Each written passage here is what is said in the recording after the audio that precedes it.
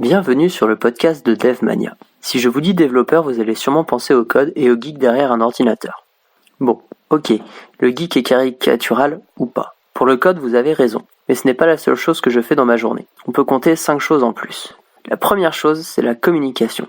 Eh oui, bizarrement, un développeur doit être social, et c'est pas facile tous les jours.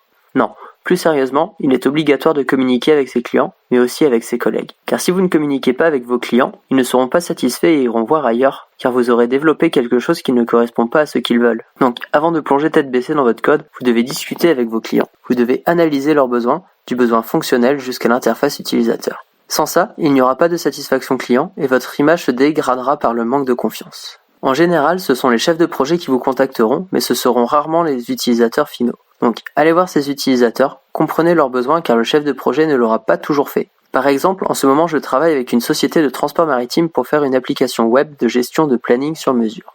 Il y a 2 chefs de projet, un côté informatique et un autre côté métier. La personne avec qui je suis le plus en contact est celle du métier, car elle a déjà analysé les besoins des navigants. Cela est très utile mais n'est pas suffisant. Nous faisons régulièrement des réunions avec les navigants afin de cibler encore plus leurs besoins. Ainsi, on leur présente ce qui est développé et ils nous disent en direct ce qui ne va pas pour une utilisation quotidienne. La communication avec vos clients est aussi importante une fois l'application développée, car lorsqu'il y a un bug, ce sont vos utilisateurs qui vont vous la remonter. Et je peux vous assurer que reproduire un bug sans connaître la démarche de vos utilisateurs est très compliqué. Vous devez vraiment prendre le temps de communiquer avec vos clients, c'est vraiment très important. Dans les grosses entreprises, votre client sera souvent votre manager ou un autre service. Dans ce cas, vous allez être obligé de parler avec vos collègues. Mais ce n'est pas la seule raison. La plus importante, c'est pour l'ambiance. Imaginez travailler dans une boîte où personne ne se parle. Ça vous donne envie de travailler dedans? Perso, moi pas du tout. Vous devez aussi parler avec d'autres services et particulièrement le service marketing. En général, les développeurs n'aiment pas les personnes du marketing. Pourtant, ce service a déjà fait une chose essentielle et c'est le but de ce métier, comprendre le client. Il a donc déjà en sa possession les besoins de l'utilisateur final. Je vous encourage donc d'entretenir une très bonne relation avec ce service. Vous devez aussi parler avec vos collègues de ce que vous faites. Par exemple, dans la boîte où je travaille, tous les matins à 9h30, nous faisons une réunion pour expliquer ce que l'on fait la veille et ce que l'on va faire dans la journée, mais aussi nos blocages. Cela permet aux autres de savoir sur quoi vous travaillez et ils n'auront pas besoin de le faire. Les gens pourront aussi venir vous voir lorsqu'ils auront un problème que vous avez déjà rencontré, mais aussi lorsque vous aurez rencontré un problème qu'eux ont rencontré. Vous devez aussi communiquer avec votre manager. Cela vous permettra de vous remettre sur le droit chemin lorsque vous vous en écartez. Il m'est arrivé de développer une fonctionnalité que je pensais indispensable, mais en parlant avec mon manager, je me suis rendu compte que ça ne l'était pas. J'ai donc gagné pas mal de temps. Comme je vous l'ai dit, vous allez devoir trouver et résoudre les problèmes de vos utilisateurs. Et c'est le cœur même du métier de développeur. Pourquoi ma boîte développe des logiciels de planning? Parce que beaucoup d'entreprises ont des problèmes de planification. Un problème, une solution. En plus des problèmes de vos utilisateurs, vous allez avoir vos propres problèmes. Plus vous allez développer et faire grossir votre application, plus vous allez avoir des bugs et des problèmes d'architecture.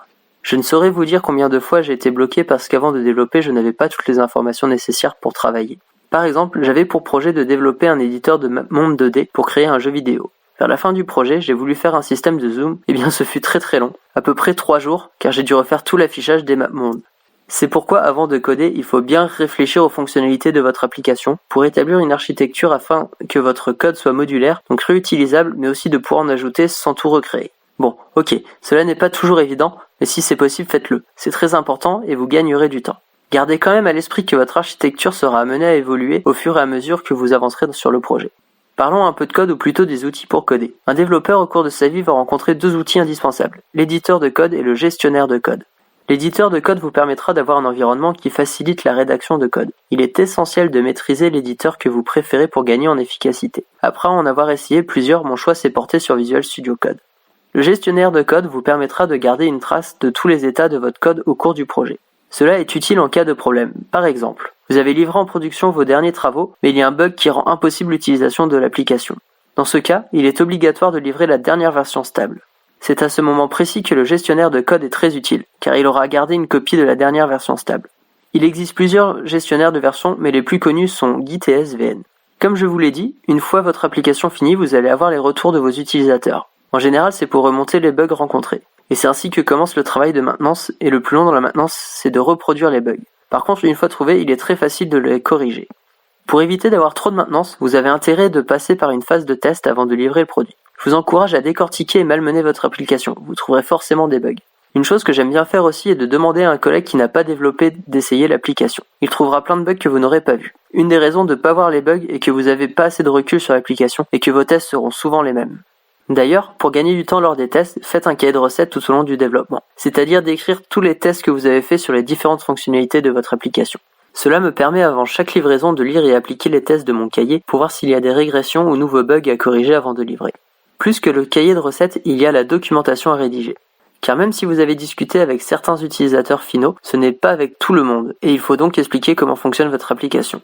Si vous le faites tout au long du développement, partagez la documentation avec vos utilisateurs. Cela permettra d'avoir des retours et de corriger ce qui ne va pas avant qu'il soit trop tard. Je vous encourage aussi à documenter votre code, que ce soit avec des commentaires, des noms de fonctions et variables descriptibles, ou même une autre documentation. Imaginez reprendre un code de 10 000 lignes sans documentation ou commentaires, peut vous assurer que le comprendre va vous demander un effort considérable, donc forcez-vous à mettre des commentaires.